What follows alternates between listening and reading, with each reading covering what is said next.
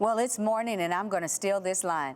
Joy in the Morning with WCOK. We've got the host of Joy in the Morning, Rodney Evans. Thank you so much for staying with me. I really wanted to talk about how you mix the music, if you will, to use a DJ term, so that people are elevated to a place where the ground is supple and they can receive Christ and not feel like they're boxed in or someone's pointing a finger at them, or that it's not coming from a place of love. How do you do that? After 35 years, I know you got it. Well, you know, when I originally started, we would always prepare our shows for the next day, and we walk in with this long playlist, and I'm going to do this, that. But now what I normally do is I always play the first song, and I allow God to minister to me what is next. Because the message is very easy when God tells it.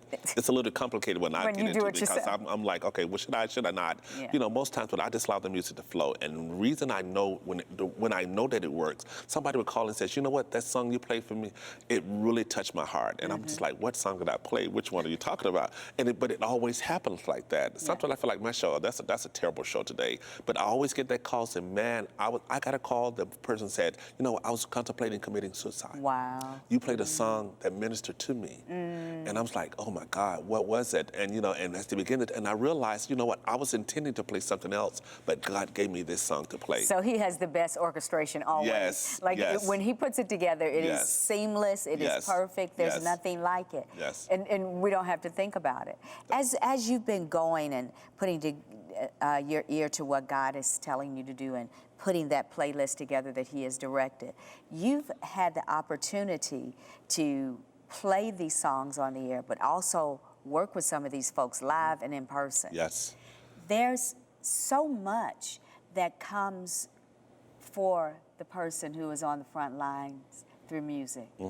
And there's a lot of challenges that you hear about and that you read about. But talk to us about some of the triumphs that you know of with some of the gospel artists that you've had the opportunity to work with. Well, I've met many people, and I've seen many people in this industry and done ministry.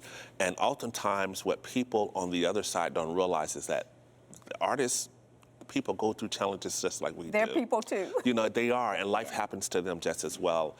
And oftentimes what happens is when I run into somebody, I'm very private, and I don't like to get in everybody's, you know, business and everything, but I always like to honor their music and honor them where they are. And I'm always welcome to those people that take a moment and realize I'm not the artist, I'm a person. Hey, Rodney, how you doing? Thank you very much for playing my music. I hear it all the time that you play. Those things mean a lot to me, because what it says to me is that person has not forgotten to say thank you for every opportunity that God has afforded them. And that they didn't orchestrate right. it. Dad, God He did it. He did it. You know, and I tell people oftentimes, you would never, you know, I don't know too many people that have done a concert in front of 200,000 listeners. Crazy. You know, so when I put your CD on, I put your music on, you're singing before 200,000+ listeners every time I open that mic and talk and everything. It's amazing to me that we have to stay humble. And then I want people to understand, you know, I lost my mom 4 or 5 years ago, and it's just as fresh to me. And sometimes I go in, I'm despondent, I'm depressed, I'm not, but I need that music to bring me back to a place of stability. Yes, and you know, you mentioned that music really does have this healing thing that happens. I've heard so many people say, and even listening to different radio stations around the world, I mean, I've heard people say, I was in Peru, and I heard someone say, I was actually standing near the conversation, to the radio personality who was gospel in Peru, you don't know what this song did for me. So what you're saying is being said all over the world. A particular song can minister to your heart at the point when nobody even knows you're going through this. That's right. My slogan is that the song always meet you wherever you are. And when I say that, it's not physically a place, it's a spirit, it's emotional, it's the mental. You know, that you could be going through, you could be having some situation, you don't want to tell anybody. Don't want to talk about it. But there's a song that, you know, that speaks to you, and you say, wait a minute, God, I didn't tell you that. But God knew that you needed that song to minister. No, here is my favorite. I'll be in the car driving and thinking, okay, I've got to get through this traffic. No, calm down, BJ, calm down. And here comes that song that allows me to not only calm down, but to remember who orchestrates the drive in the first place. Well, that is the place where my life gets freshened, my life gets refreshed, so that I can go throughout my day not sweating the small stuff. Well, let me tell you this one here. Sometimes I pray to God and I say, God, I know you're tired of me calling you. Where are you not answering me? Where are you, God? Yes. And a song could come on that gives me just the answer that I needed for that need. situation. And that, I think that is the importance of what you do and why you're there for 35 years.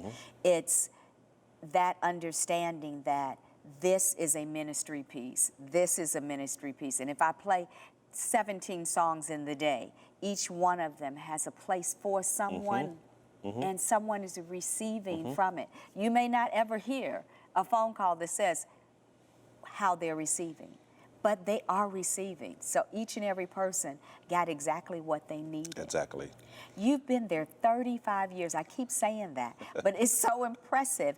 You've seen all the changes of the whole AUC community. Yes, I have. You've seen all of the changes in each individual university, but you're at the illustrious Clark Atlanta University. Yes. What excites you about being there, about walking in the door each day? I love the opportunity to empower young people. I really do. When I get an opportunity to get an intern or get an opportunity to see a student that says, hey, that's Rodney Evans, and he plays my... It really makes, it's the trophy for me for that day. Yes, indeed. Because I want to be able to empower and to impact. And when I don't do that and I can't do that, then it's really my time to move on. Yes, and as long as you're doing what you know you're called to do, it's a place to stay. I'm walking in my calling. Exactly. Yes. I love this. You know, you mentioned something that, ding, ding, ding, ding, ding, you said interns. Young people around the nation, around the world, want to be involved with this industry called radio, where newspapers are falling by the wayside. Young people really love radio. They love connecting with the sounds. What would you say to a young person who wants to get involved with this industry, though it has changed tremendously in 35 years? What would you say to them that will help launch them on the path? I think it's important that they find that institution. And I would say that I'm biased with Clark Atlanta University because it offers so many different things. It really does. And I see it every day. Yes. I see the students that are now, you know, working to productions in some of the larger markets and TV and print and all those things. But you have to really first identify that you really want to do this. And then once you set that, you got to find those places and those resources that would help give you what you need to help build that foundation, and not for just to be in the professional, but just really to get the start, because you really have to be a pro almost walking in the door of what you want to do. That, and I think that's one of the thoughts that people really don't. When you're in college, you don't think you need to be a pro walking in the door. For some reason, there's this thought that you have time right after you graduate. There is no time. You only got 4 years there. Exactly. You know, that's all you have. Yes. And I watch students, as you do as well, I watch students get to that last semester and they're like ready to go into overdrive, but you should have been in overdrive on mission and purpose day one, because mission and purpose will allow you to move exactly to where you want to go. Exactly. You know, and it may be sound a little unfair that you got to walk in the door, but what we're really saying is that you have to empower yourself to really know that area and that industry. You can't walk in the door just trying to learn it. You have to have some kind of understanding of it already, so you're able to get beyond 101 and get into some of the other areas and everything. And internships really do open your mind. They really do. That was the joy of my life in high school, was having a television internship, a radio internship, a newspaper internship. Then I could look and say, I want to do this, I want to do this, I like how they do that, and you get a real flavor for it all. But you're right, at Clark Atlanta University, you're in the midst of seeing so many great things happening with so many wonderful young people. A stellar institution, a stellar group of professionals helping these young people get where they want to go. And that is impressive within itself. When you begin to look back at writing your own story, because you can't just walk away without writing something down about it. When you look at it, what are some of the things that you have said to yourself, well, that was good? You know, I've always had a servant heart. And everything that I do, I want to try to help somebody. You know, whether I'm collecting toys for the nonprofit, or whether I'm working with the juvenile division, working with the kids, or whether I'm ministering to people that are downtrodden. I just always wanted to be able to help somebody. And if I can end my story to say that if I can just help one somebody, then my living would not have been in vain. Amen. Yes. Just one somebody. One somebody. Who connects with another one somebody. Yes. And that's what makes it special.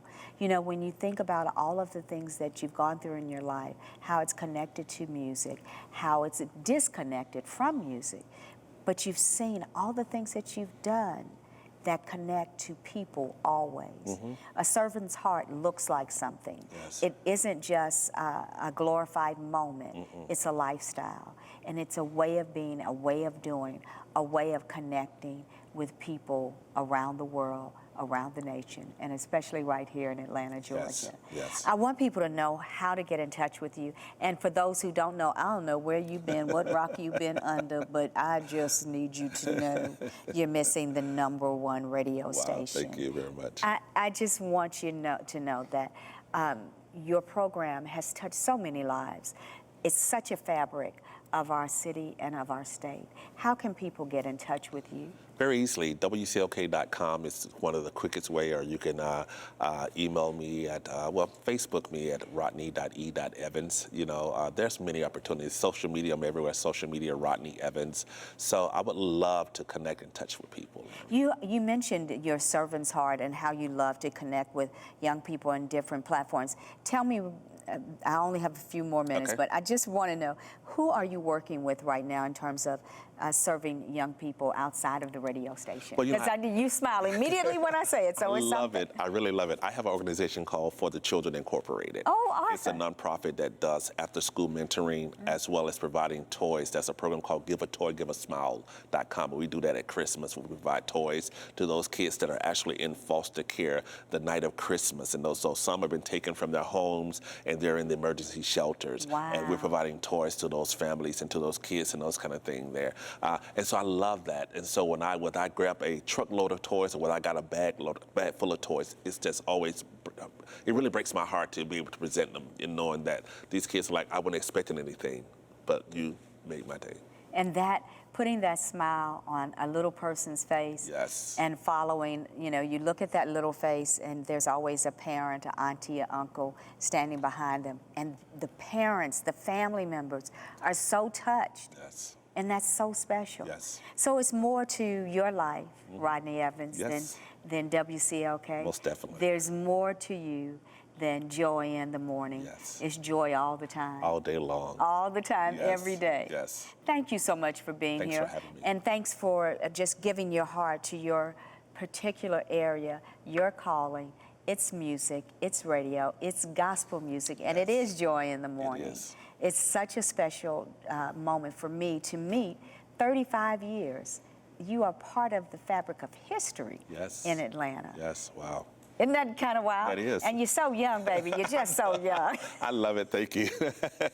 I love that. You know, there's something to be said for carving out your place in history, and that you have done. There is, I must give a shout out, if you will, to your church family, Faith Temple Missionary Baptist Indeed. Church. It is. Yes. You got to say hello to them. Hello, Faith Temple.